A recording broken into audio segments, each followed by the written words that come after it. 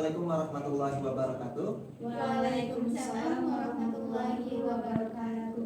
Saya sebagai moderator bernama Alvin Harulafi dengan NIM 2022 dan di sini saya ada beberapa sumber untuk mempertanyakan tentang yang berjudul manajemen sarana prasarana. Di sini ada 3 narasumber.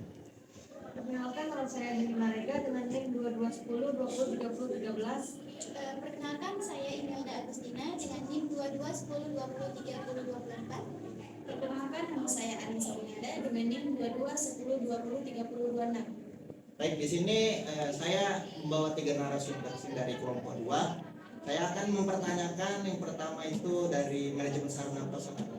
Jadi kita harus mengetahui dulu apa itu manajemen sarana prasarana. Jadi kita akan melempar pertanyaan ini ke narasumber yang pertama kepada Saudari Didi. Baiklah, di sini saya akan menjelaskan pengertian dan fungsi manajemen sarana dan prasarana. Yang pertama itu ada sarana pendidikan. Sarana pendidikan merujuk pada fasilitas fisik yang digunakan dalam proses pembelajaran di sekolah. Ada beberapa contoh sarana pendidikan. Yang pertama itu ada ruang kelas, tempat di mana siswa dan guru bertemu untuk kegiatan pembelajaran. Yang kedua ada perpustakaan, tempat yang menyediakan akses ke berbagai sumber belajar seperti buku, jurnal, dan media lainnya. Yang ketiga itu ada laboratorium, tempat di mana siswa dapat melakukan eksperimen dan praktikum dalam bidang ilmu pengetahuan, matematika, atau bahasa. Yang keempat itu ada ruang olahraga, tempat di mana siswa dapat berpartisipasi dalam kegiatan olahraga dan kebugarannya. Dan terakhir itu ada ruang seni, tempat di mana siswa dapat mengembangkan kreativitas mereka melalui seni, musik, dan teater. Selanjutnya ada fungsi sarana pendidikan. Yang pertama itu menciptakan lingkungan belajar yang nyaman dan aman bagi siswa. Yang kedua itu mendukung kegiatan pembelajaran yang interaktif dan efektif. Yang terakhir memfasilitasi pengembangan keterampilan dan minat siswa di berbagai bidang. Yang kedua ada prasarana pendidikan.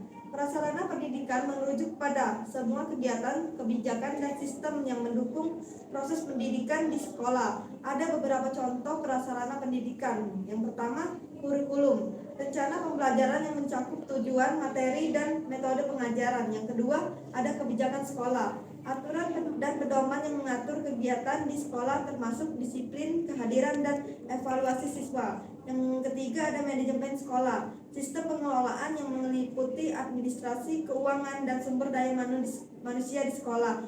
Yang keempat ada program pengembangan profesional, kegiatan yang dirancang untuk meningkatkan keterampilan dan pengetahuan guru.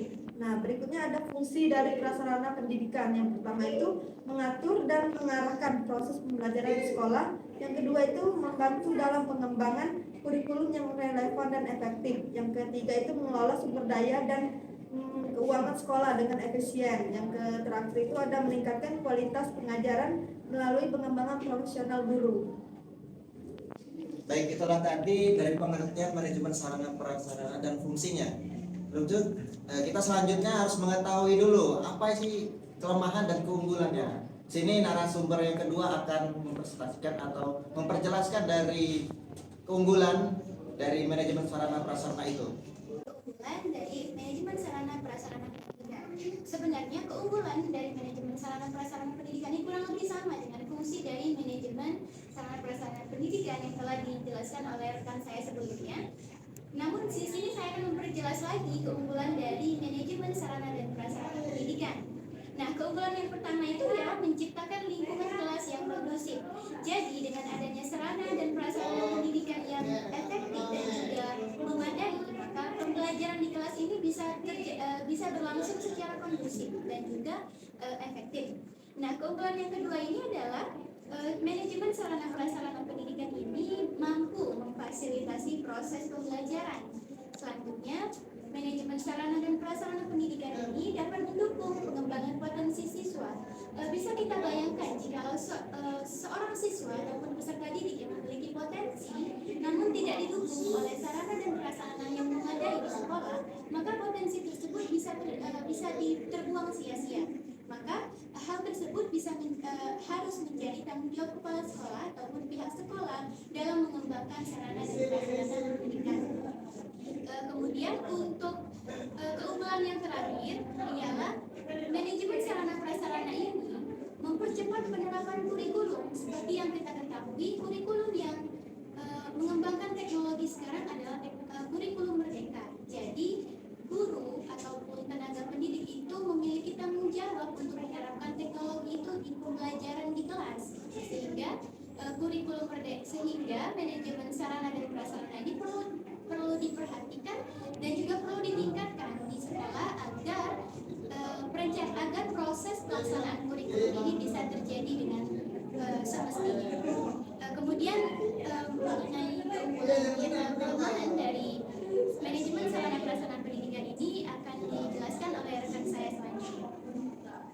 Baik, itulah tadi keunggulannya dari manajemen sarana prasarana yang telah disampaikan dari narasumber yang kedua, dan akan kita tahu lagi. Ini kan ada keunggulannya, pasti ada kelemahannya dari manajemen sarana prasarana itu. Jadi saya akan langsung lemparkan ke narasumber yang ketiga atau yang terakhir untuk menjelaskan dari kelemahan dari manajemen sarana prasarana. Baiklah, setelah kita mengetahui pengertian, fungsi, dan keunggulan dari manajemen sarana dan prasarana ini, yang selanjutnya kita akan membahas mengenai kelemahan dari manajemen sarana dan prasarana. Nah, dari kelemahan manajemen sarana dan prasarana ini, yang pertama itu terjadi pada tingkat keterbatasan ruang dan fasilitas. Terkadang lembaga pendidikan itu menghadapi keterbatasan ruang dan fasilitas yang tidak memadai untuk memenuhi kebutuhan siswa dan staf. Nah, hal ini dapat membatasi kesempatan pembelajaran dan kegiatan ekstrakurikuler.